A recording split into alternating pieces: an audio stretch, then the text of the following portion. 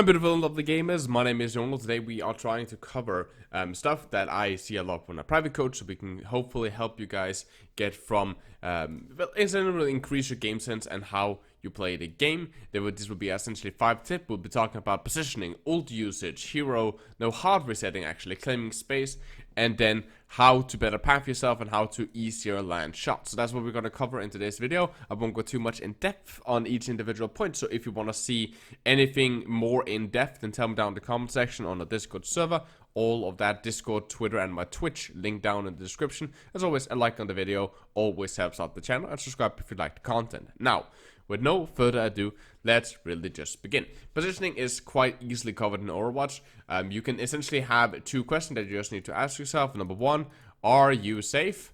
And number 2, are you active? Right? And essentially by following these 2 questions, you can normally figure out a decent positioning in the situation you are, right? You're super safe if you're inside the spawn room, but you're not active. You're super active if you're inside the enemy team, but you're not safe, right? So you kind of can balance those accordingly, right? Cover, make you safe, and so on. High ground normally works really well, right? You're normally super, especially let's say you play DPS. Okay, let's just say here on the map, let's say you're playing soldier, for example. Soldier, here we go. Right, if you're up here and they are playing full goats, right? Are you safe? Well, except for the diva, right? You're kind of safe, right? Nobody can really hit you, and you're much safer than if you stood here. But you have super active, because if the enemy team is like, you know, their front line is here, that means that you can both shoot their front line and their back line. So you're super active and you're safe at the same time, right? You can run backwards and so on. Your positioning does vary on individual heroes, right? So for example, this position right here, well, for example, okay, a position inside the back line for Tracer, right? So if you play Tracer and you have position yourself here, right, and you're gonna like attack as Zenyatta or whatever, right? So you kind of hidden here, the enemy team passes, and now you go. That can be a active and safe position for a Tracer, right? You can just blink through the castle and you're good. But for a McCree, for example, this would be a stupid position, right? On top of that, you know, it depends on your positioning, right? So, for example, a Widowmaker has a different positioning than a Ryan, right? A Ryan needs to be much closer to an enemy team and likes to control big, like the main group of the enemy team, while a Widowmaker needs to stay further back so she can be safe and not be under a lot of pressure, so he can free fire, right, from all these kind of weird angles, right? You would, for example, not like to see a Ryan up here unless he's doing like a weird flank shadow or something, right? Right, and the same with Genji. For Genji, you would like to be, if you're gonna kill something as Genji, you need to be within 15 meters, right? If you're not within 15 meters of the target, you quote-unquote can't kill it, because you can't dash onto it and actually finish it with your damage combos, which is like about half your damage comes from a damage combo and a burst combo, right? So that's your positioning and general positioning tips. Number 2, ult usage. So when we burn ultimates, we want to look out for what counters use. So what counters you? For example, if you're Genji, they have Blade, and they have a Transcendence to counter your Dragon Blade. Okay, if I'm nanoed, can I one-shot? Is there a Baby Diva? Is there a Trace I can one-shot?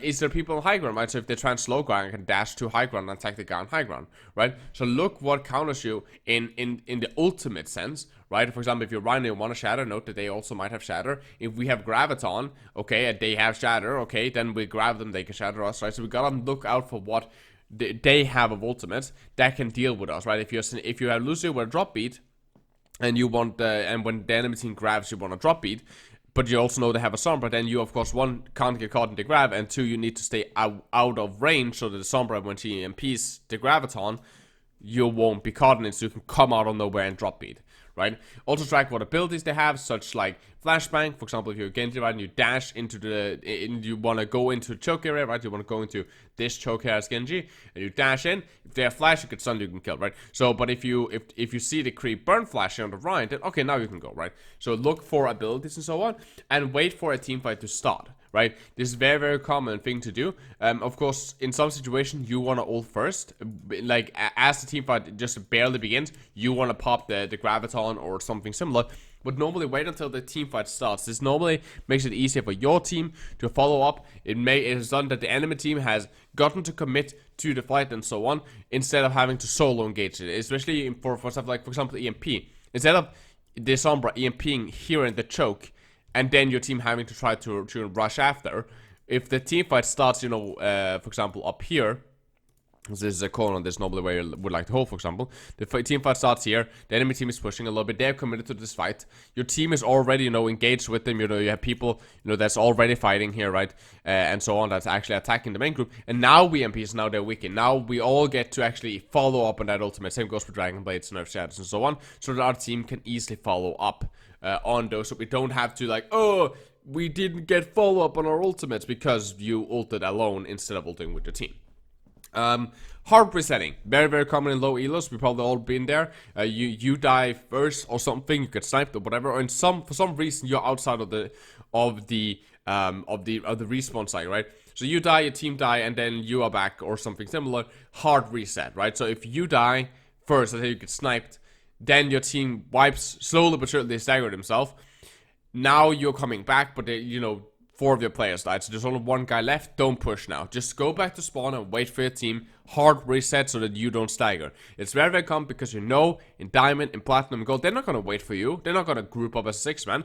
So at those points, you sometimes need to just okay, this sucks, nip it in the butt, and reset with your team. Okay, very, very, very normal. Just so you constantly fight a 6-man. Instead of hoping for your team to reset a 6-man, which we know it's not going to happen, reset as the 6-man yourself, right? So do the hard reset yourself. Number 4, claim space constantly, okay? Free real estate, everybody. For example, let's say that, let's just bring in Genji as an example because he's so nice, right? Again, positioning is relative, so what's safe for Genji is not the same as safe for McCree. But let's say that the enemy team is defending, so they are holding, the payload might be, somewhere here, yeah, right? You got stopped here, very, very common, right? Let's say a death blossom killed you. Okay. So the enemy team is holding, somewhere in this area, right? As a Genji, you can now push up and claim this space here. For example, you can push up and claim this space here, and you're relatively safe, and you can get off some poke. Watch out for snipers, of course, and so on. But you can push up and claim this space early in the fight, right? The same goes if you guys win this first team fight right here. Let's say that if you guys win this first team fight on the point, you can normally push up, start claiming these high grounds. You can normally push up to start claiming this corner, so when they're coming back from spawn, you can shoot them. So that it's difficult for them to come out of the spawn room and just push and just claim this, because now you're on this corner spamming, there's people on top of the bridge, there's people on this high ground, you already claimed this space. So now they need to fight for this space immediately. That way they're not allowed to take this early defensive position, or at least not to take it for free, so they have to trade ult charge, abilities, and so on. To do it. So you're constantly in a team fight, you're constantly fighting and pressuring them. This is kind of your pre-fight phase where you are now claiming space. Please start claiming space that's for free, right? The same goes if the enemy team is, for example, if the enemy team, if you are a Zarya player, and you have decent energy, for example, or a Hog player, whatever, let's just use those as an example, right? So it's not only DPS as this video. The enemy team is, instead of, if you run on this corner, the enemy team has kind of set up a bunker back here, right? The enemy team has a bunker back here, or a Rhine comp back here, right? And there's a Hog way up here fishing, right? So he got one of your teammates. Okay, instead of the Zarya now hiding, waiting for your teammate to come back, you can push up and claim this. So corner here, there's cover. Very, very easy. You have your own personal bubble, and now you can chase away this Hog. If the Hog want to push you, he pushes into your entire team, right? And he dies. So he can't push in there. And you can then stand here and beam him. So he needs to leave, right? That way he cannot hook again. But if you hold back here, he's free to just play here, right? It's the same thing. Always claim space if possible. Don't feed, again, the positioning. Are you safe? Are you active? But constantly claim free space. If there are free space, claim it from the enemy team so they can't play there. And so that, again, if nobody claims this corner, the enemy can walk up and claim for free. If you guys are playing this corner or this high ground and the enemy want to come up, at least they have to pay for it in HP and give you guys ulti. So at least you guys are gaining for them for claiming this, right? So they're getting this for a cost. They might be able to push it back, but they're gaining it from a cost instead of gaining it just for free. Okay? And the last one, which I will actually open Overwatch, is use cover and preem. This is one of the biggest one. I'll use McCree as an example. Okay? But this goes for Reinhardt as well. Okay, instead of running like this, right? And then we run like this, right? I'm in the open right here. Okay, if I get shot at, okay, I'm in the open. Same goes for here, right? I'm in the open. Here I'm constantly taking damage, right? This goes also for Reinhardt. It's a very common mistake on Reinhardt in this map is to run like that. Instead of pathing like that, this is so much fun. Here we go. Path like this. Cover here, right? Cover here, right? If I want to peek someone now, I just go there, right? Cover here, right? Then from here I can go to this cover, for example, right? Like this cover. Right, from here I can cover to here. Bam, bam. Right, if I wanna be a run and I wanna push, I can path here and then I can go like this If I want to pick someone, I can just do this, right? Now I have cover. Constantly cover, right? Same with here. If you want to path around the statue, you go here, right? I clear this area, clear this area, clear this area, clear here, right? Bam, bam. Now I can play here, right? Now I have cover if I need cover, right? I have cover. A little bit of cover at least, right? Now I'm off-angling really aggressively. Instead of fighting here, where everyone else is gonna shoot, and if I take damage now, it's like, now I'm hidden, right? Takes way too long time. You're also gonna take a shit ton of ridiculous damage, right? Also off-angling a little bit from your team a lot of time helps for a lot of players, right? Of course, it's a little bit difficult for a Ryan player to do that, but for DPSs, for off-tanks and so on, it's normally a really good way to create crossfire, right? Instead of fighting here, right, with my Ryan, behind my Ryan, right? If I play here, right, I can have access to so much more, right? Which allows me so much more. When it comes to accuracy, notice how I preempt. Most people preempt wrong. Okay, preempting essentially just means that you're putting your cursor where you're expecting enemies, right? So, for example, if I'm expecting a Widowmaker up here, right? Right, of course, then I would try maybe not to pick it as a Kree, right? But for example, right? Then I'm clearing this area first, right?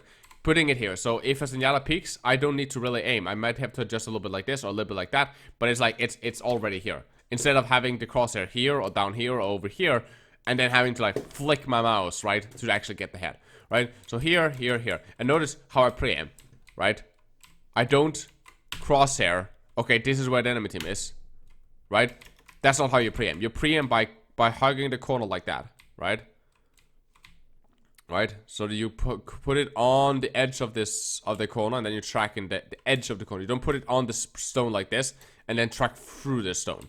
You put it on the edge of the corner, so that if someone picks you here, or here, or here, or here, or here, or there, or here, then you got in the hits, right?